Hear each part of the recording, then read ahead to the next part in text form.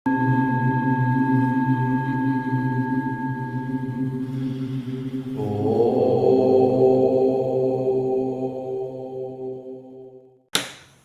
Friends, जय जगन्नाथ, जय Sitaram. Friends, मैं हूं आपका दोस्त बलभद्र विश्वाल। फ्रेंड्स, और आप देख रहे हैं आपका YouTube channel Odia Hyderabadi lifestyle. Friends, आज हम बात करने वाले हैं बद्रीनाथ धाम के बारे में कुछ महत्वपूर्ण बातें। दोस्तों, वीडियो शुरू करने से पहले प्लीज़ चैनल को सब्सक्राइब कर दीजिए। चलिए वीडियो शुरू करते हैं। बद्रीनाथ मंदिर को बद्रीनारायण मंदिर भी कहा जाता है, जो अलकनंदा नदी के किनारे उत्तराखंड राज्य में स्थित है। यह मंदिर भगवान विष्णु के रूप बद्रीनाथ को समर्पित है। यह हिंदुओं के 4 धामों में से एक धाम है। ऋषिकेश से यह 294 किलोमीटर की दूरी पर उत्तर दिशा में स्थित है। यह पंच बद्री में से एक बद्री भी है। उत्तराखंड में पंच बद्री, पंच केदारनाथ तथा पंच प्रयाग पौराणिक दृष्टि से तथा हिंदू धर्म की दृष्टि से महत्वपूर्ण है। बद्रीनाथ मंदिर। बद्रीनाथ धाम 4 धामों में से एक है। इस धाम के बारे में यह कहावत है कि जो जाए बद्री वो ना आए उद्री, यानी जो व्यक्ति बद्रीनाथ के दर्शन कर लेता है उससे पुनः माता के उदर यानी गर्भ में फिर नहीं जाना पड़ता। शास्त्रों में बताया गया है कि मनुष्य के जीवन में कम से कम एक बार बद्रीनाथ के दर्शन जरूर करने चाहिए। अलकनंदा। बद्रीनाथ के चरण पखरित है अलकनंदा। सतयुग तक यहाँ पर हर व्यक्ति को भगवान विष्णु के साक्षात दर्शन हुआ करते थे। तृतीया में यहाँ देवताओं और साधुओं को भगवान के साक्षात दर्शन मिलते थे। द्वापर में जब भगवान श्री कृष्ण रूप में अवतार लेने वाले थे, उस समय भगवान ने यह नियम बनाया कि अब से यहाँ मनुष्य को उनके विग्रह के दर्शन होंगे। बद्रीनाथ को शास्त्रों और पुराणों में दूसरा वैकुंठ कहा जाता है। एक वैकुंठ क्षीर सागर है, जहाँ भगवान विष्णु निवास करते हैं, और विष्णु का दूसरा निवास बद्रीनाथ है, जो धरती पर मौजूद है।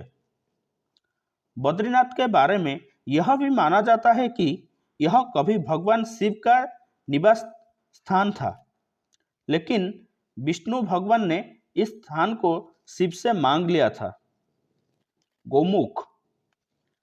4 धाम यात्रा में सबसे पहले गंगोत्री के दर्शन होते हैं। यह है गौमुख, जहाँ से माँ गंगा की धारा निकलती है। इस यात्रा में सबसे अंत में बद्रीनाथ का दर्शन होता है। बद्रीनाथ धाम जो 2 पर्वतों के बीच बसा है, इसे नर नारायण पर्वत कहा जाता है। कहते हैं यहाँ पर भगवान विष्णु के अंश नर और नारायण में तपस्या की थी। नर अगले जन्म में अर्जुन और नारायण श्री कृष्ण हुए थे। यमुनेत्री मंदिर। बद्रीनाथ की यात्रा में दूसरा पड़ाव यमुनोत्री है। यह है देवी यमुना का मंदिर। यहाँ के बाद केदारनाथ के दर्शन होते हैं।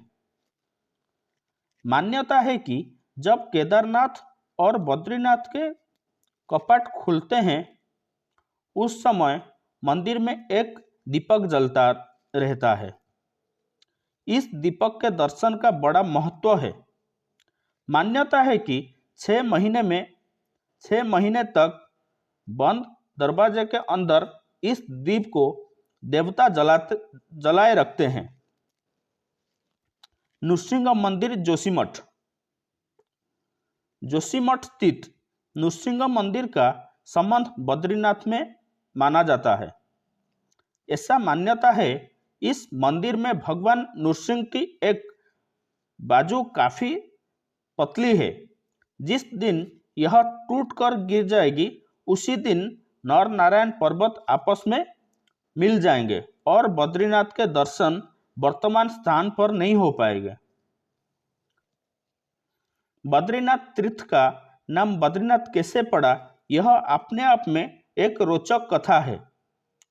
कहते हैं एक बार देवी लक्ष्मी जब भगवान विष्णु से रूठकर मायके चली गई, तब भगवान विष्णु यहाँ आकर तपस्या करने लगे। जब देवी लक्ष्मी की नाराजगी दूर हुई तो वह भगवान विष्णु को ढूंढने हुए यहाँ आए। उस समय यहाँ बद्री का वन यानी बेड़ फल का जंगल था। बद्री के वन में बैठकर भगवान ने तपस्या की थी, इसीलिए देवी लक्ष्मी ने भगवान विष्णु को बद्रीनाथ नाम दिया। सरस्वती मंदिर, यह है सरस्वती नदी के उद्गम पर स्थित सरस्वती मंदिर, जो बद्रीनाथ से 3 किलोमीटर की दूरी पर माना गांव में स्थित है। सरस्वती नदी अपने उद्गम से महज कुछ किलोमीटर बाद ही अलकनंदा में विलीन हो जाती है। कहते हैं कि बद्रीनाथ भी कलयुग के अंत में वर्तमान स्थान से विलीन हो जाएगी और इनके दर्शन नए स्थान पर होंगे, जिसे भविष्य में बद्री के नाम से जाना जा सकता है।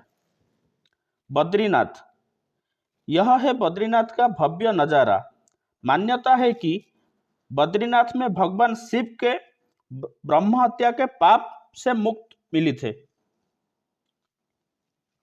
इस घटना की याद दिलाती है वह स्थान जिसे आज ब्रह्मा कपाल के नाम से जाना जाता है। ब्रह्मा कपाल एक ऊंची शिला है जहां पितरों का तर्पण श्राद्ध किया जाता है। माना जाता है कि यहां श्राद्ध करने से पितरों को मुक्ति मिलती है। बद्रीनाथ के पुजारी, बद्रीनाथ के पुजारी शंकराचार्य के वंशज होते हैं जो रावल कहलाते हैं। यह जब तक रावल के पद पर रहते हैं इन्हें ब्रह्मचर्य का पालन करना होता है।